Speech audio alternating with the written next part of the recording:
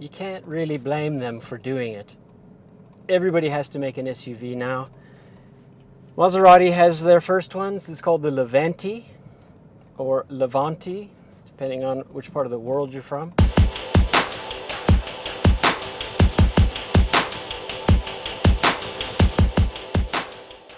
It is marketed as a sport utility, kind of like Jaguar F-Pace, Porsche Macan.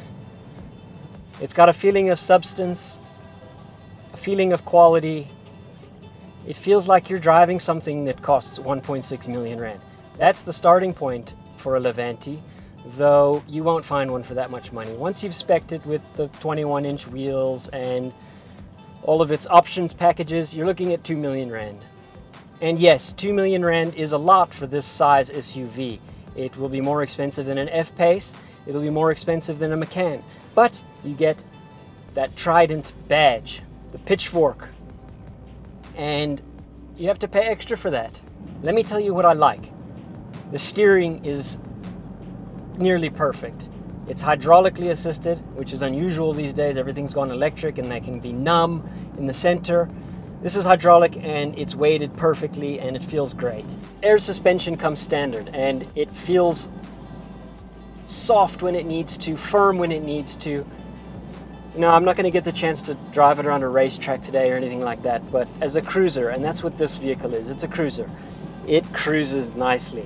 The suspension has 5 selectable ride heights, a default middle setting, 2 higher settings for off-road situations, and 2 lower settings for high-speed situations. The lowest possible setting you can't activate unless you're going faster than 180 kilometers an hour, but if you want to see it in its low setting, you can't park in that lowest possible ride height. It feels like a premium car. It's a Maserati. It should. The last Maserati I drove was questionable with its quality. It didn't feel substantial. There were too many plasticky parts. They've done a very good job with this one. It feels heavy. It feels weighted. I don't mean heavy in a bad way, like it's cumbersome and it leans in corners. No, it's like, it's high quality feeling, and the air suspension plays a big part in that.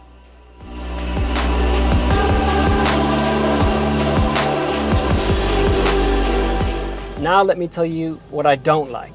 The steering paddles, the shift paddles, are in a really bad position.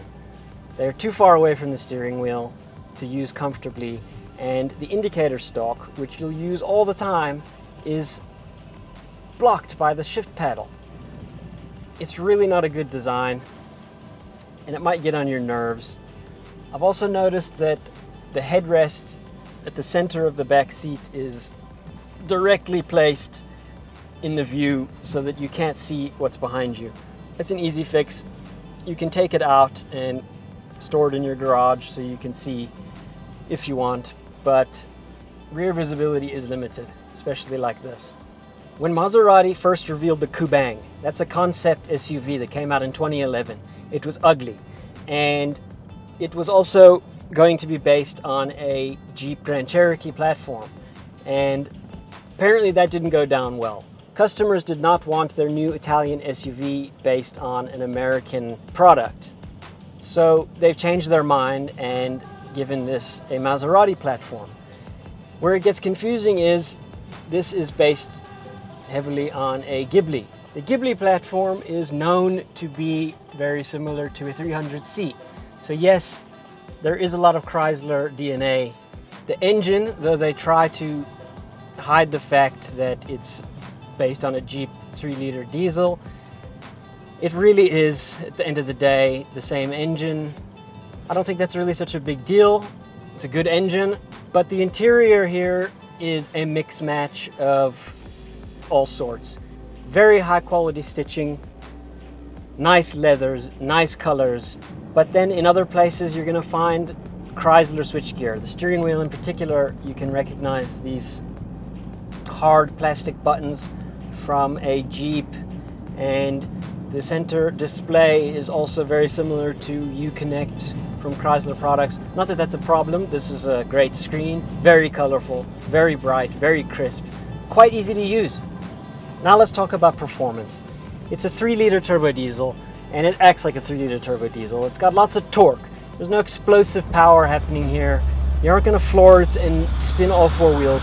It is great for cruising. This is like a high-riding GT car, long distances. It's a good all-rounder and it's exclusive. There's a Maserati badge on the front and you're not going to see that every day. You know, the worst thing is pulling up at a traffic light and there's the same car you just bought parked right next to you, and that will not happen with this. Sometimes that exclusivity comes with a compromise, and with the Levante it doesn't. This is a great vehicle you can spend a lot of time in.